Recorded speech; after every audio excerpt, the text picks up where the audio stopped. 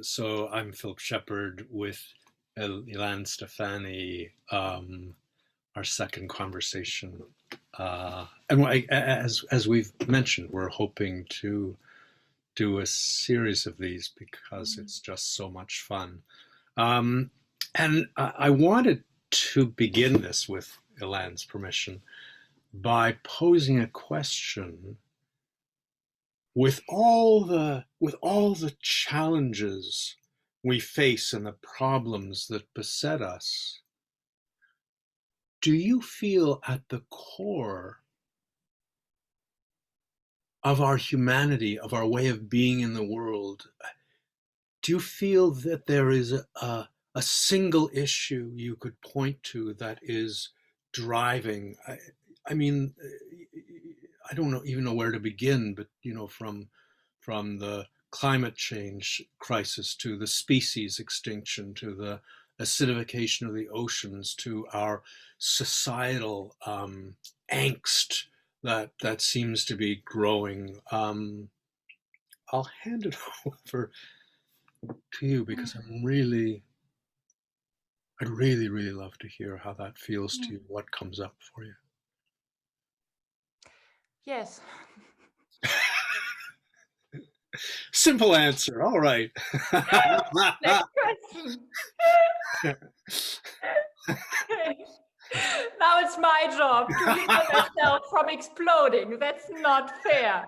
And it's funny that you introduced a series of conversations. It's so much fun. Let's talk about species extinction. Yeah, well, that's true too. So I feel invited to say something more. The topic is, I talk as if I would be certain because I am certain. So I do not want to waste my time with polite aroundness. The topic is trauma. And it all became clear to me when I had to face my own trauma scars and my own traumatic symptoms coming from trauma on many levels, on cultural trauma, sexual trauma, developmental trauma, shock trauma, trauma prenatally as a hypersensitive person, etc., etc. So there was a point where I couldn't handle the dysregulation in my nervous system anymore and believe in my story. It will all become better quite soon, because it didn't become better. And I studied somatic experiencing from Peter Levine, and then the polyvagal theory by Stephen Porges. And at the same time, or maybe with my kind of notion of translating stuff from one universe to another universe, it suddenly became so obvious to me. I am an individual nervous system being organized around undigested trauma until now, with myriads of symptoms of dysregulation. All of them can be summarized as suffering. I suffer, everybody around suffers from that. There is no winner in the game. Nobody knows the way out. Everybody is telling, I want to do it better, and nothing changes. And then it became obvious, we as mankind are another individual nervous system. In this case, the cells organized in this highly dysfunctional nervous system are just our different bodies. That's all. And from that, I could say moment, from that moment on, honestly, I do not have any open question around why we are not thriving on a global and individual level. I do not have any open question. The open questions that I can develop after a kind of consideration and looking close at it is how well we are still doing and how much we are still willing to stay alive. Even though this might be a superficial level, but it shows something around our resilience that is quite amazing. I mean, that we still stand up in the morning is amazing. If you have an insight in a felt sense about the amount of suffering coming from trauma on individual / collective level, it's tremendous. It's horrific. You cannot afford allowing that all at once, and you cannot afford feeling that. So, and to make a very long story short around where does it come from. I do not know. I do know several kind of scientific backgrounds that I feel quite convincing. And one that I like a lot, or that makes a lot of sense for me, is published by James DeMeo in the book Saharasia, I think. Like coming from archaeological research in the nowadays area of the desert Sahara, and finding there 6,000 years ago matrilinear societies, peaceful, balanced, feminine goddesses, super much close to nature, living embedded in the elements, etc. And then he writes something must have happened around, let's say, the first developmental trauma of mankind that the human nervous system couldn't digest. To some extent, this super rich tropic paradise that is now the desert Sahara turned into the desert. And people couldn't cope with that. And somehow they had to flee, and the generations being born on the flight didn't grow up with regulated parents that could teach them how to orient in the environment. There was too much lack of food, deprivation of touch, of safety, etc., present without escape. And there was no time after that in safety in order to unwind. And that is, I think, the core thing that we from there took as, I cannot pass on how to regulate because everything that I am is already based on dysregulation. So it's transgenerational trauma par excellence, because it's something like 6,000 years. And it gives words and it gives a story to this kind of, it is vague. And then, no, I'm not traumatized. My parents didn't beat me. Oh, my parents didn't beat me up too. Happy to hear that. And of course, a privilege. However, we do not have to look into individual stuff that must have happened in order to explain why we are addicted to suffering so much more than to true pleasure.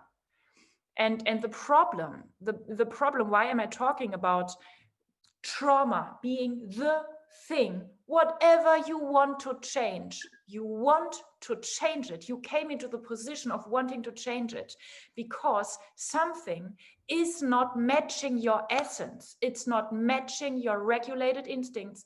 It's not matching your biological design. That is how you can develop the situation of I want to change something. There is a friction between the inner truth and the thing that happened around that.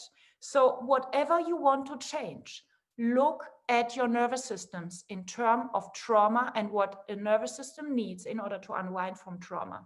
We can apply that to just everything. And it would be a highway for us being shocked and delighted and overwhelmed by insight and living up to our true potential. I mean, we are powerful and we have potential in a way we cannot put into this word. Human beings are a kiss for this universe. I mean, it's amazing what we are capable of, but we do not have role models because nobody was living up to that. We just see it shimmering at the horizon and we're like, wow.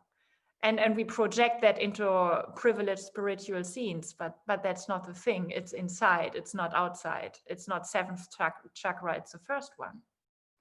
So whatever you want to change, look at the trauma science being available today. Apply it when you are baking cookies and when you are going for a walk with your dog. Just make it a 24/7 thing, because it's so worth it and because you deserve it. And the other thing is, let's look at how trauma blurs our perception or twists our perception. And I think this is existentially important on a collective level, because at the moment, almost everything that we do in order to save the world is a symptom of trauma confusion instead of something that will add something good. It's based basically on humans being a problem and they are not. It's a trauma symptom thinking that my species is a problem. It's showing up problematically, yes, but we are not a walking problem, we are a walking gift. No way around that in our essence. And the other thing is, if we keep sitting on this charge of trauma, we will fight anything that comes close to a solution around saving this world, because a traumatized nervous system doesn't tolerate a sudden big leap into freedom or energy. It panics. So that is why I'm worrying so much about trauma being somehow known as a kind of thing in the background that also runs the show. But it's so important that we stop running from freedom by providing safety for our nervous system when it comes to more energy. And if we do not do that, we will run in circles until we have burned everything, which is a very reliable thing in a few years. It's just, this is not a theory. And I could talk so much about what people could do differently in order to save the world. But for now, that's the thing. The thing is, we have to apply how trauma twists perception of a current situation to how we are perceiving the planet right now. We have to apply that. We can be smarter than a trauma, but we have to be incredibly smart in order to be smarter than a trauma. And people highly underestimate how much trauma is running their life. Highly. They think, oh, go to trauma therapy. And I know that. I mean, I'm called pretty intelligent. And I was like, oh, yay, let's fight against my trauma. And then my trauma was like talking with me. And since then, I'm doing my homework. Yeah. Thank you for this question and for allowing me so much space around. Oh, no, thank you for gathering all that into our awareness. There's so much I want to respond to. I loved your sense that we're running from freedom by seeking safety. There's such an impulse in our culture to make ourselves safe, and it's a bit of a fantasy safety, because I've noticed that if you're alive, you're not safe. If you're alive, you're going to be hurt. You're going to get sick. You're going to die. If you're alive, you're going to die. Life isn't safe. Not to say we can't take measures, to support life and help it thrive. But to me, there's what we are missing in that rush to establish safety around our lives is that the alternative to safety is security. And there's only one security that is truly yours, that is always there for you, which is the security of your being. And we have dissociated from that. And people generally, I think, understand that safety doesn't really exist, and there's this impulse that maybe if life isn't safe, so maybe if I'm less alive, I'll be more safe. And people contract their life. They measure it, they calibrate it, they regulate it into this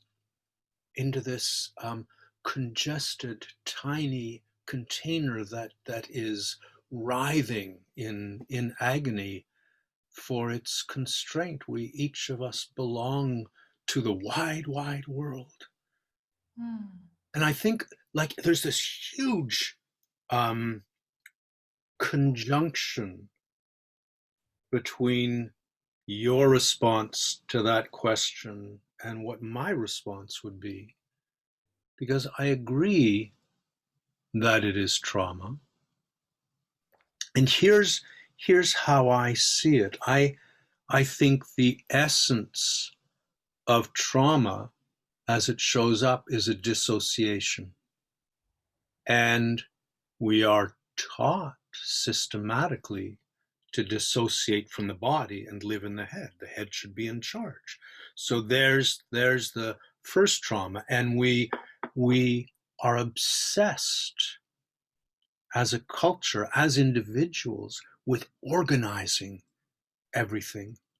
We organize our thoughts, we organize our emotions, we organize our responses to someone else. You meet someone and you're already, smiling before you've had a chance to feel their being, to feel their presence. So we cannot stop organizing, which is the strength of this intelligence in the head. And what that means is that we can never be present. Because I think the essence of that experience of being present is when you feel yourself being organized by the present.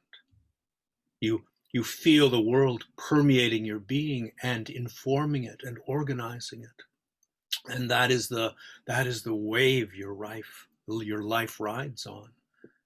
And when I look at trauma, I'm looking for the archetypal, the prototypical, the original trauma that we are facing. And, I take it back a little further than 6,000. I take it 8 to 10,000 years ago when we discovered agriculture and we domesticated animals and we built permanent settlements. Every part of what we call the Neolithic revolution radically changed our relationship to the world, but it radically changed who we knew ourselves to be. So, there's that thing of pushing the seed into the ground for the first time.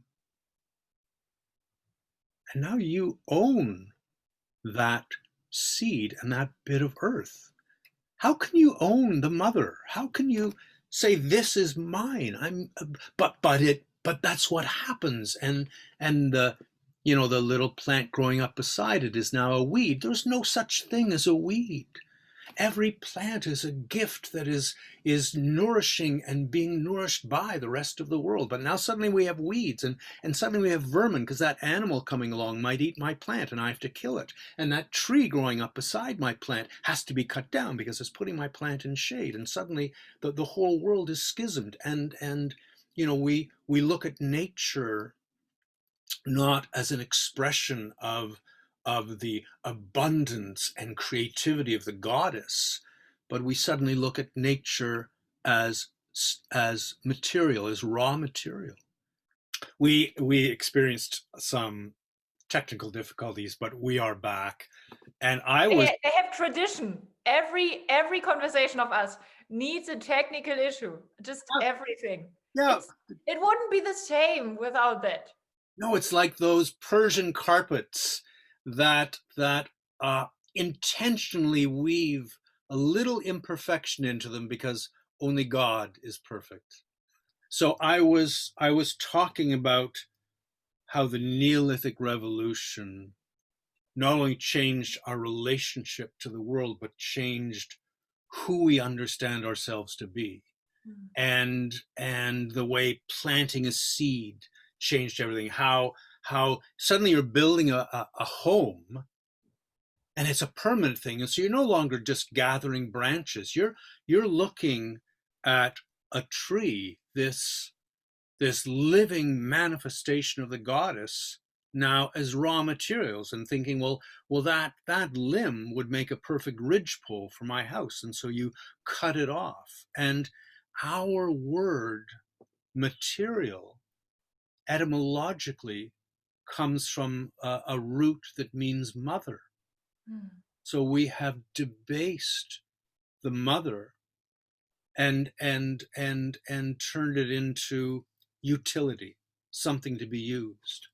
And the very act of building a house is one that separates you from nature.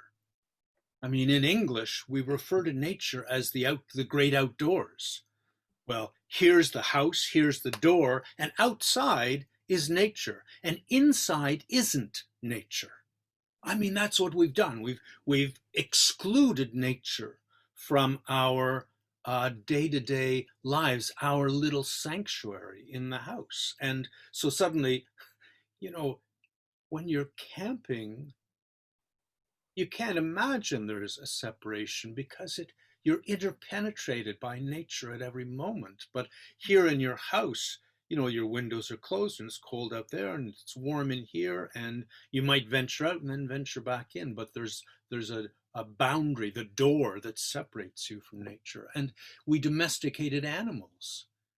Now, when we domesticated animals, we became what would turn into our God. So we decide when the animal's going to die. We decide where it will live. We decide when it's going to mate. When the animal has progeny, when it gives birth, its children are our property. And that's exactly the relationship we established with the God looking down at us. Moving us, imposing his will on us the way we imposed our will on domesticated animals. And that whole change, massive change in our relationship to the world, was at the same time a dissociation or a denial that separated the male and demeaned the female. The female became utility, in the same way that branch of the tree became not a manifestation of the goddess, but utility. A woman became property in the way that this patch of Mother Earth became my property. And there are these three things that you can trace that happened concurrently as a result of the Neolithic Revolution. One is we left the mother as the center of our family, the center of our community, and we turned to the father. The other is that we left the goddess, there are, in the prehistoric carvings, there are numerous Venuses and almost no men. The mother was the center of the world, of the creation. And then suddenly it's the father. And we moved our allegiance from the goddess to the god. But not only that, we moved it from the earth to the sky. So the goddess was manifest through every trembling leaf. And now the god is up there, unattainable, unseeable, abstract, and we've left the earth on which we live. Now, with all of those massive changes in who we were, the center of our awareness, the center of our thinking, moved in our bodies.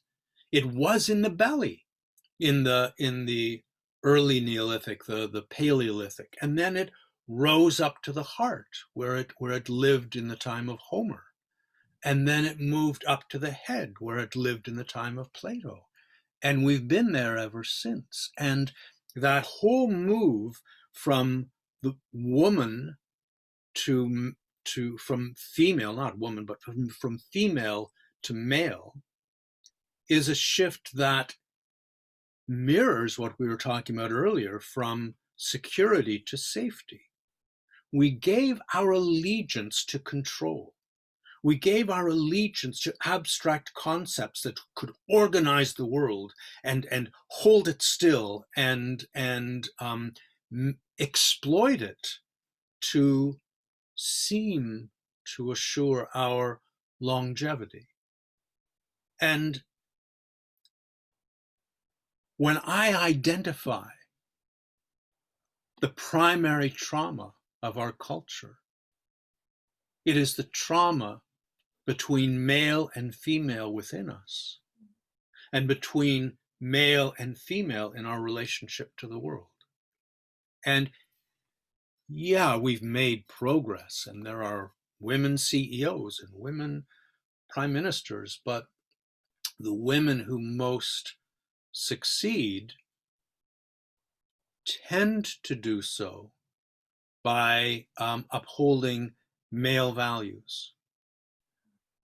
I'm really encouraged by the Prime Minister of New Zealand, who seems to be forging a new way of leadership, a new form of leadership. But that trauma is one we are born into. We are born into a culture that, a real human is a man, and somehow a woman is secondary. The real head of the household is the man. A real leader is a man, and the fact that, I don't know about in German, but in English, every leader of every organization in our culture is called the head of that organization. I don't care, it can be a church bake sale. Who wants to be the head of this bake sale? Or it can be a multinational corporation. And it's the head should be in charge. And to me, I feel these poles in the body between, this male form of thinking and this female dwelling within the world in relationship and feeling. And they are so complementary. But they have been severed, and they're systematically severed. When you take a child into our education system and you say, hold your body still and fill your head with the right information, you are over years and years enforcing that divide, to the point that we come to believe that we can think more clearly when we segregate this portion of our intelligence from all that noise below the neck. And then the solutions that we seek to address our problems are top-down solutions that assume that we just need to assert more control. And we are stuck in this dissociation within ourselves, within the story of our culture, between male and female.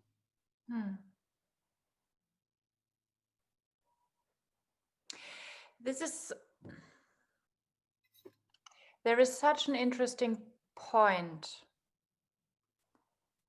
that I feel like not kind of ready for talking about, but I want to try. I want to put the two of us into some kind of investigation. Because I could put it into that words. I kind of, and okay, I'm not a native speaker. I do not know about the distinction between safety and security. I have a vague sense of how these terms are used differently. However, let me stay with the word safety. Still then, I could say I disagree with you. And I would like to zoom into that in order to put us on this trace of investigation. That is, you say, I say, people look for safety. I have to make it safe.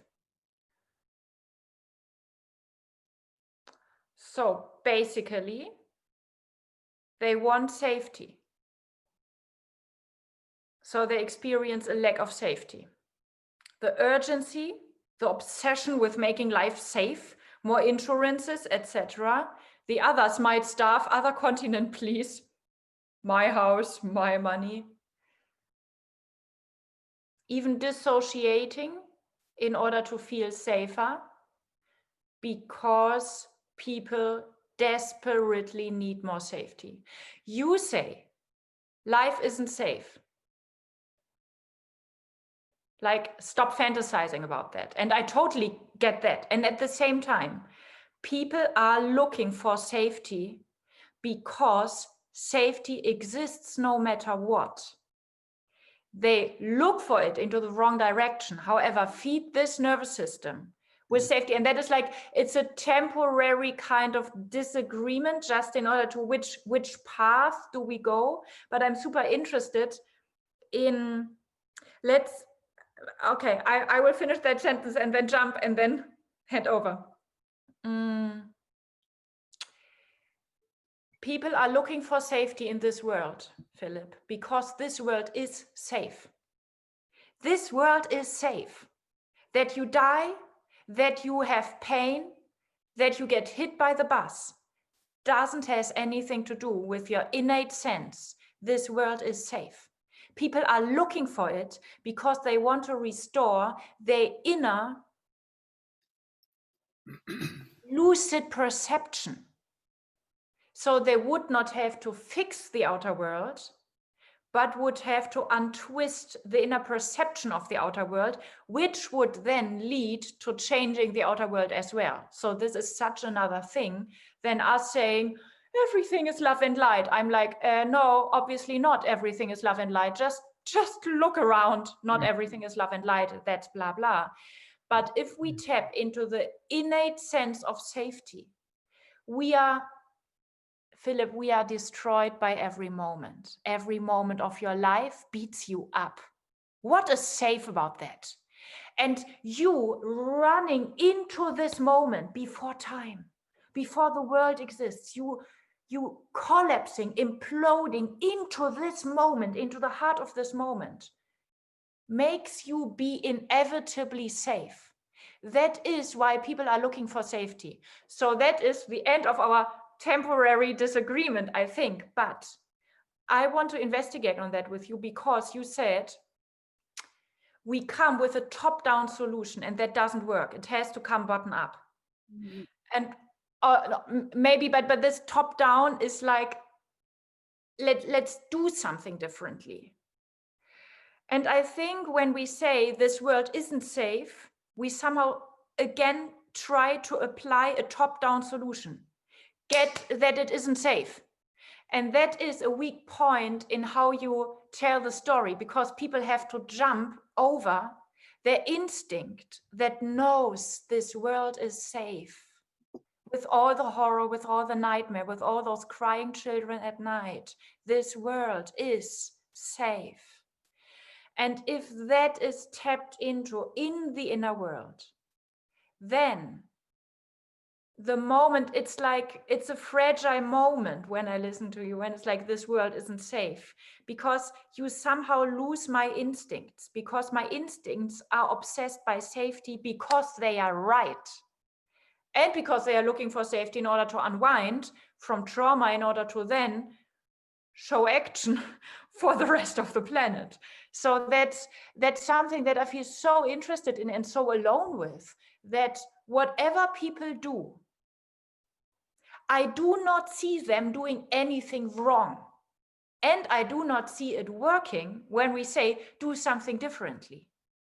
I want to teach people systematically, and that is what I cannot do at the moment because I didn't talk enough about it. I didn't do enough research about it. I want to teach people why it is good what they are doing in their worst addictions. Another example that I feel super interested at the moment, I start working with men who are porn addicted. And I feel so thrilled because everybody is like, just stop watching porn, that's bad, sex education, etc. Of course it is, but they are no idiots. They know that themselves. So they information. It's like Thanks for telling me and taking the thing so serious. So what about looking at, sorry for the, I used this example. How about zooming through all those layers of images, associations, whatever there is problematic around porn, zooming into the heart. This is why you have been addicted, because you saw the essence in your drug way better than anywhere else. So you are loving yourself and you are on the right path. And this is somehow, and then from inside, porn would go away wherever it's problematic. Like making people starve, it would just stop because it doesn't make sense. It just stops. We would have to take on effort in order to keep making people stuff on this planet. So it's like, then it's an effortless way through. And what I like the even more is every time somebody tells me do it differently, he or she has influence on me by my school trauma of do the right thing. And we then still, if it's about doing the right thing instead of the bad thing that destroys the planet, we still have a separation between spirituality / non-dual awareness and action in the world, which is about the right thing instead of the wrong thing. The moment that you or me or anybody can hack whatever people do,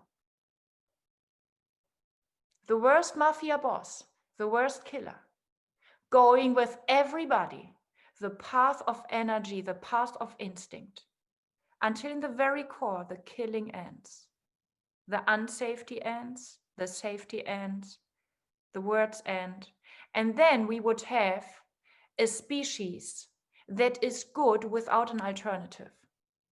And we would have brought that back into awareness on a path that is already able to reflect that back. And my worry is, if we do not reflect that back, you are inevitably, inescapably good, no matter what you think about yourself. If we do not carry that on the path, we basically will be slower and less efficient.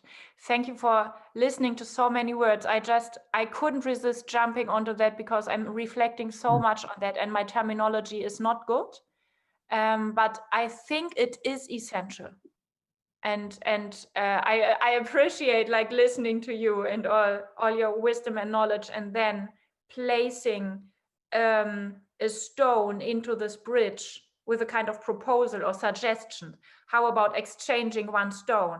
How would the game shift? Would the bridge work better or not, etc.? So I feel super, super interested in that. Well, me too.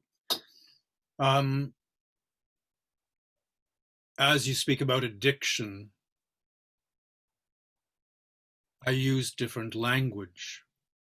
You speak of essence, I speak of being. But I think we are gravitating towards the same thing. Yes, the security of essence, exactly. There. That, oh, yes, now, There. yes. There. So safety, you know, when I hold a workshop, I speak about creating a safe space. It's so important. But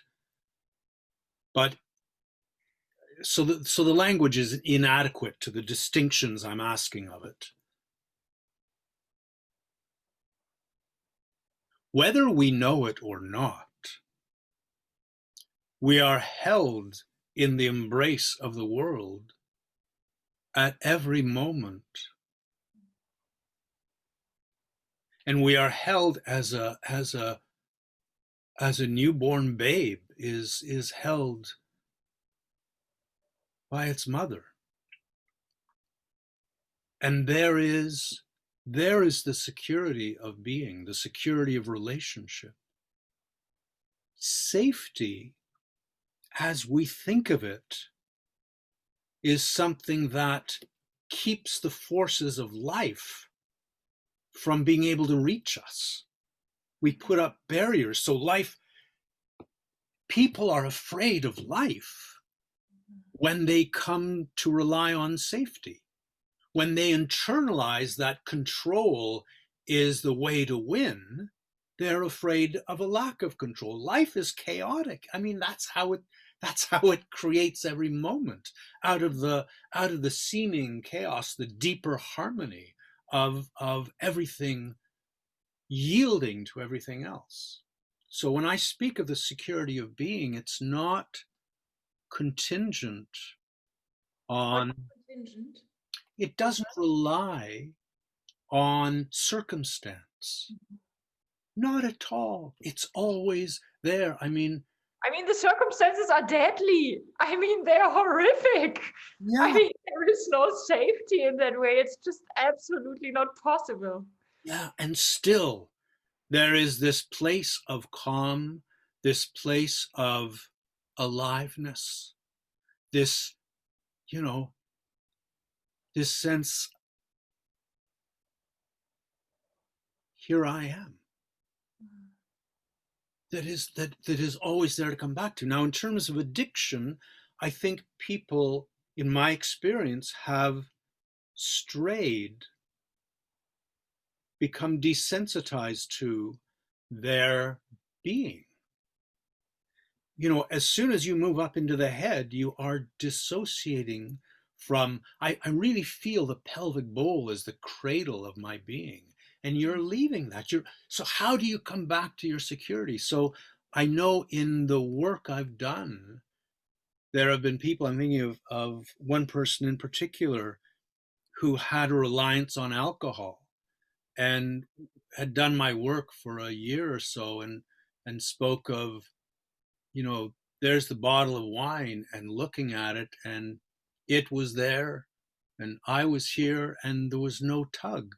It was happy there, I was happy here. So I really feel the journey back to the body, back to being, is what you speak of as the essence.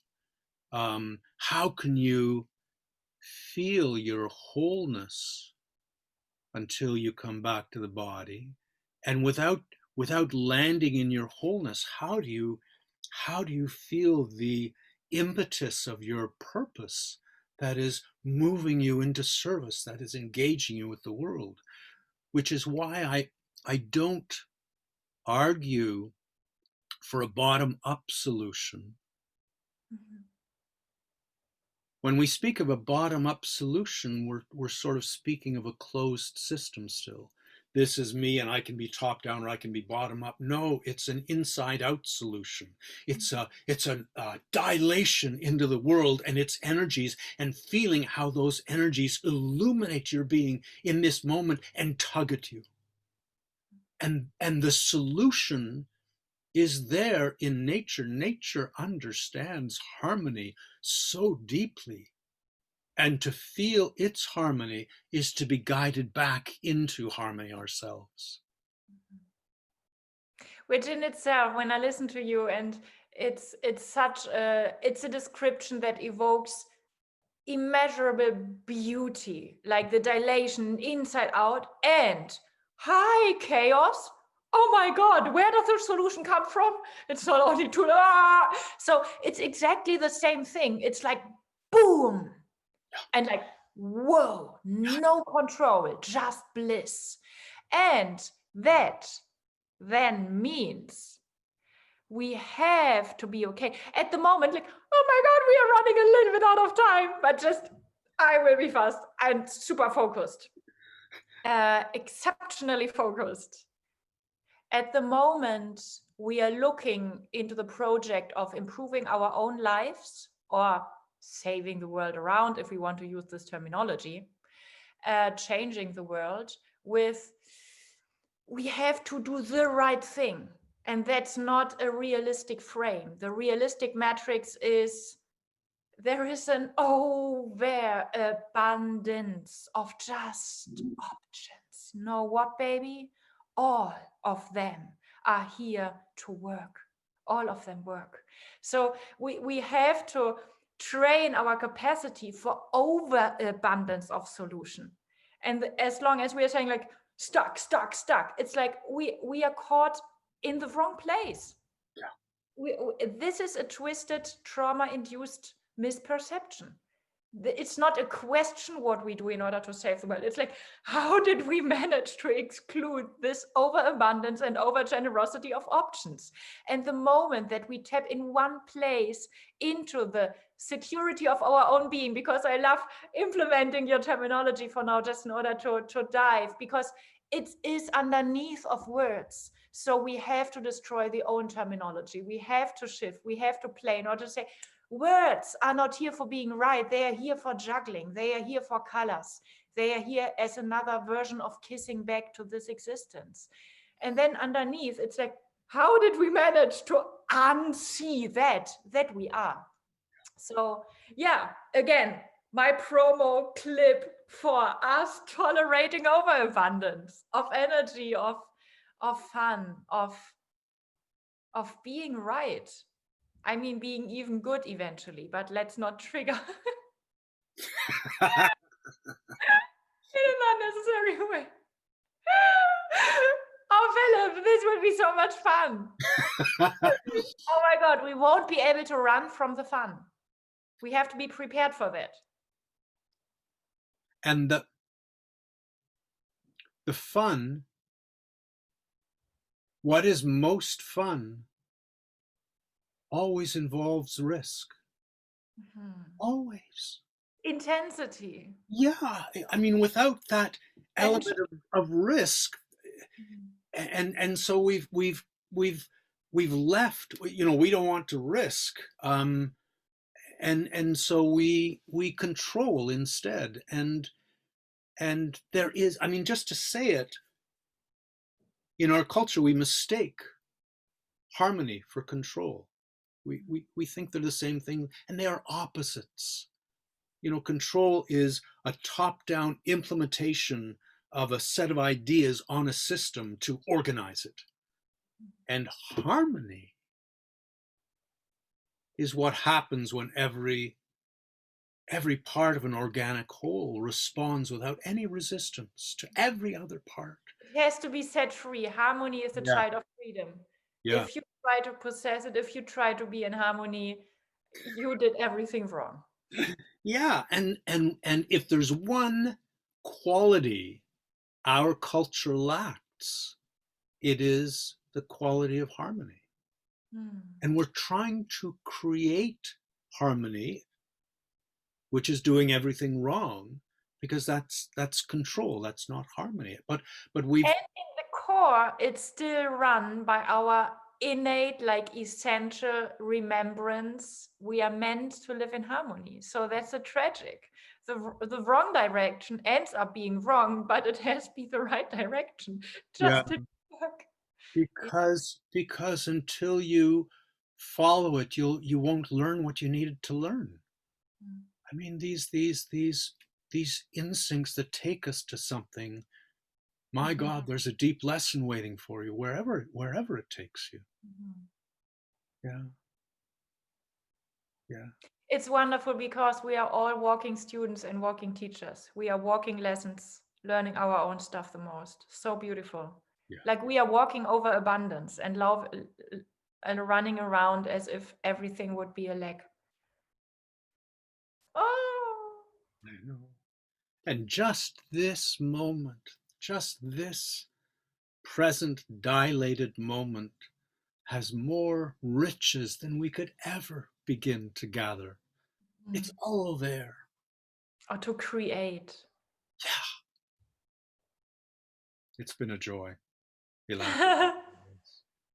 Thank you. I look forward to our next opportunity to dive into it together.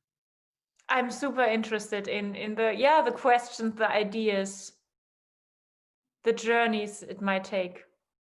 Yeah. Thank you. To be continued. Absolutely. Take care.